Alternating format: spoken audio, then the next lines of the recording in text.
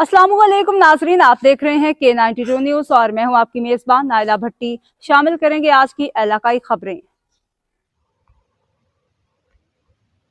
Peoples labour bureau Karachi division के सदर असलम समूह की क़ियादत में वफद की बाबाए मजदूर मोहतरम हबीबुद्दीन जुनेदी की अयादत।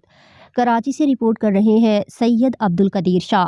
Peoples labour bureau Karachi division के सदर असलम समूह की क़ियादत में एक अहम वफद ने पीपल्स लेबर ब्यूरो सिंध के सदर और बाबाए मजदूर मोहतरम हबीबुद्दीन जुनेदी की अयादत की।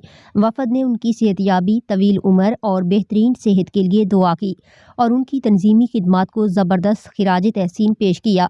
इस वफद में people's labour bureau Karachi division के general secretary Hussain Badshah, secretary इत्तलात Abdul Waheed Khan, deputy general secretary Amin Baloch और पोर्ट कासिम यूनियन के general secretary Sher Mohammad Bloch शामिल थे। इस मौका पर सदर असलम समूह ने तंजीमी अमूर पर तफसीली गुफ्तगू करते हुए पीपल्स लेबर ब्यूरो की मजदूर हकूक़ के तहफ़्फ़ुज़ और उनकी फलाह बहबूद के लिए जारी जिदोजहद पर रोशनी डाली।